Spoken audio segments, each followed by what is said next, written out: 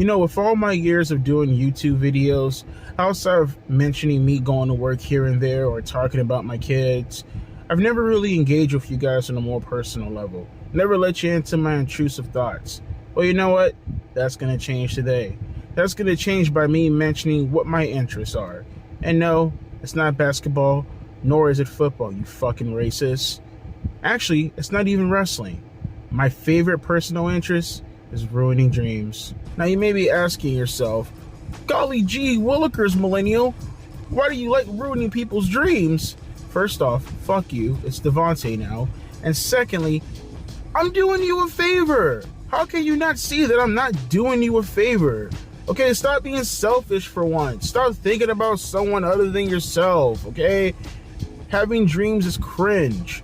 Not only is it cringe, but it's unrealistic. It's like winning the lottery. 0.1% of people actually get to fulfill their top priority dream.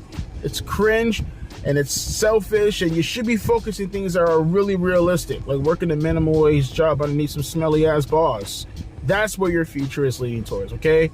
Think about it for a second. When you're sleeping, what you should be doing? You shouldn't be dreaming. You should be recuperating your energy, okay? All that energy going into your bullshit fantasy, you should be thinking more about how your heart should be getting through the day and recuperating, recovering, and your brain functions and your muscles and all this stuff. No, you don't want to focus on recuperating your body from the hard day's work of jacking off in your grandmother's basement. Instead, what you want to do is sit back and fantasize. You would rather take that energy and not focus on your body, but rather fantasize about bullshit. But you know what's a lot worse than the people who like to chase those dreams? Are the bullshit virtue signaling people. The people who like to lend you credibility and tell you to your face that the thing that you're doing is detrimental to your health, that's detrimental to your mental stability or overall life. They're telling you to go for it. They're telling you to chase that dream. No, do not chase your dream. What you should be chasing is your reality. And your reality is supposed to do nothing more than support your dream. And hopefully eventually you'll make it to that dream. More often than not, you don't. Because people boost you up in your head and make you believe that the thing that you should be going for is the thing that you're not going for. So you focus all this attention and all your energy onto this, and 9 times out of 10 you usually fail. That's called life advice, kiddies. Now you may be asking yourself currently at the moment, millennial, what the fuck are you talking about? Can you get to the point already? Calm down, princess. I'm gonna get there. And if you're a girl, calm down, prince. Okay, it's 2023. I use pronouns too, biatch. What I'm talking about, what I'm alluding to today, is the fact that Jade Cargill officially signed her WWE contract. It's been speculated and rumored for the past few weeks now, and it's actually happening. But that's not what I want to actually discuss today. I'm pretty sure somewhere in Dungeon Fuck USA, there's some assholes going out there around the world starting rumors already about Jade Cargill eventually going out there to go wrestle Brock Lesnar for the Intercontinental Championship. I'm not going to do that. Instead, I want to talk about a specific post that Jade Cargill made, or a specific quote, because I'm not really sure what social media she posted this on, because I don't really spend my life on social media outside of YouTube, because my dick is growing too big for me to pay attention to any of that nonsense. So let's continue with this article that I want to actually show you guys right now. Check it out. Why do I keep torturing myself by reading these Sajid posts? 7-Eleven motherfucker. Alright, so let's take this off from Ringside News, because again, you can never find a post or a quote anywhere that actually matters. I mean, these assholes always have the scoop. It's just too bad they dropped out of elementary school before they turned 13. And I quote, this is coming from Jade Cargill talking about her signing with WWE. It feels great, you know. I feel like I was just in preparation for the grand stage. I felt like this was always the mission. I felt like the shoe fit. I felt like this was gonna happen. Honestly, this is all expected, so I'm excited to be here. I want to create, look, they spelled create wrong. I told you, man, these Sajids. I want to create a legacy. I want to be in the Hall of Fame. I want to wrestle the best women in the world. I mean, there's no grander stage than her. Then here, Sajid, you have one job, Sajid. Think you'll come again. Opportunities are endless for this company. It's a no-brainer. I didn't have any second thoughts about it at all. I felt this was my mission. I want to wrestle on the grand stage. This is all preparation. I want to wrestle the best women in the world. Oh boy, Jade Cargill going straight up scorched earth. Gotta give her props though. A lot of balls to actually go out there and bury another company that you just left to come directly to another company, and just like having the gall or the audacity to not think to yourself, maybe I shouldn't bury this company that put me on this path towards this company, because I mean, what would this company think about me burying this other company? I don't know. Not to mention the whole burn bridge stuff. And I heard Tony Khan is such a simp and a cuck that he actually did his press conference or media or whatever, jingamabob, and he was like, well, we'll welcome her back with open arms. You know, I wish her the best. Jade, I know you left us for the prettier girl, but golly gee, we're here if you need us. Goddamn, Tony Khan, have a little bit, like just a shred of dignity, my guy. She completely went scorched earth on your company. She called you second rate. She called you a dumpster fire. She completely dissed your entire women's roster. She literally said to you, okay, I need you to get on your knees. All four, you know, don't do what you usually do. This time I need you to actually put your arms down on the floor this time. CM Punk isn't around. I need you to stand right here, a little bit closer, a little bit closer, a little bit closer. Okay, there you go. All right, buddy, just gonna step on your back. All right, cool. Just need you to get on this platform called WWE. Thanks, Tony. You can go, you know, somewhere, go do your cocaine or whatever. That's what Jade Cargill essentially said, Tony. And, you know, she's right. You see, that's where I'm getting at, where I talk about the virtue signalers, because the biggest virtue signal, the virtue signal. See, I'm trying to twist my words right now. See what I mean? Goddamn mumble mouth right here. This is what happens when you do. Well, I'm not going to go into that. My point being is, the biggest virtue signalers in the world are the underdog folks. The people who see the guy who's trying to fight for what's right, or he's so small, but God, his heart is 2 sizes bigger than his brain. You know the cliches. The underdog, the people that they actually see themselves in and they live vicariously through. The dreamers. Now you're seeing how I'm tying it all in together now? You're catching on. There you go, big boy. You're catching on right now. You're catching on right now.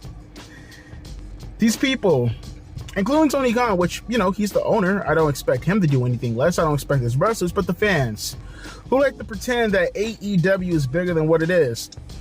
Hey, look at that over there, guys. 70,000 fans. We have to lie about our numbers a little bit, but regardless, 70,000 fans right there. And a stadium in the UK that we rarely visit, and WWE rarely visits and gives a big stadium show to. That stadium right there, we got 70,000 fans in that we totally lied about our numbers earlier on to make us seem a little bit bigger than what we really are. We are on par with WWE. We are coming for WWE. You know, I actually seen some knuckleheads. I know you guys seen them over the past few years also, who make comments like, WWE is in trouble. They're going to go out of business. Oh, Tony Khan, he's gunning from him. Look at that. He's the dog chasing them, the proverbial dog chasing after Vince McMahon at the moment. You hear those kind of comments all the time, and all you can do is sit back and laugh. Ha ha ha. Look at the twink. He's over there making remarks, making opinions, making comments that make absolutely no sense. You know, that's perfectly fine. I have a daughter. She actually makes comments all the time about wanting to be a princess. She actually said last week that she wanted to be a police officer. I may have to spank her a little bit to make her realize, hey, being a police officer is bad. You got to get a little bit of a spanking. I'm joking, by the way. Don't you call CPS on me. I swear to God. You call CPS on me, I'm going to lie. My point being is, she's 4. There's a big difference between being a 4-year-old and being a 34-year-old neckbeard sitting in your mom's basement, taking time away from your jerk-off session to post cringy comments such as AEW is getting for WWE and they're going to take them out within the next year because you sound like a complete dipshit. But is it really you thinking with your brain? No, it's not you thinking with your brain, silly Billy. This is you thinking with that little shitty thing in your chest. You know, the little thing that's congested with Cheeto dust? What is it called again? Oh, your heart. You're thinking with your heart. Don't think with that. Think with your brain. Use your brain. The thing inside that head of yours, the thing that's growing out that long pube chin beard of yours, think with that. Use common sense. There's a reason why Jade Cargill made the comments that she made, because common sense prevailed. All the things that she said were right. All the things that she said made complete and utter sense. Now, you may get fans out there who are on the AEW side who hate facts and they rather just use logic as nothing more than infatuation. Let me let you guys in. Okay, ready for this? Ready for this, AEW fans? Neck bears, ready? You're ready for the AEW positive fans, okay? You're a second-rate company. You are second to WWE. Not only are you second, you are a distant second. You will not catch up to WWE. You will never be WWE. You will never pass WWE. That ship has sailed. And not only is the virtue signaling and all this talk about the underdog being portrayed from AEW's perspective, and not only all that, that's the focal point as to why you will never grow. You will never get past the point where you don't have a talent like Jade Cargill leaving your company and completely burying your company and the other company and using you as a stepping stone for the next company, because your underdog mentality just refuses to let you. It's relentless almost. It refuses to let your brain use the logic that is needed in order to help your company grow. Are you understanding the questions that are being asked by you folks as to why your company won't grow? And the answers that you're getting, are you going to listen to the answers, or are you just going to get more butthurt about the answers that are given to you? Let me hit you in on another secret regarding the virtue shit and the underdog mentality. The underdog mentality of looking at your wrestlers and strictly thinking to yourselves, A, the image doesn't matter. B, all we need is just strictly the actual wrestling. And C, only hardcore fans are going to be there to be your float. Look, it's fine. You need a float. You need a boat in order not to drown. Perfectly fine. But you still need a motor. You still need paddles. You still need equipment, because I would assume you can't stay in the ocean forever because you can still die. Right? Right? Yeah, cool. You're out of the ocean. You got the boat. You're afloat. But you got to go forward. You got to get to the land. You got to go home, right? And it seems like they're okay with just standing there in the ocean and just bouncing. We're floating. We're above float. We're not in the ocean. We ain't going to drown today. No, sirree, Bob.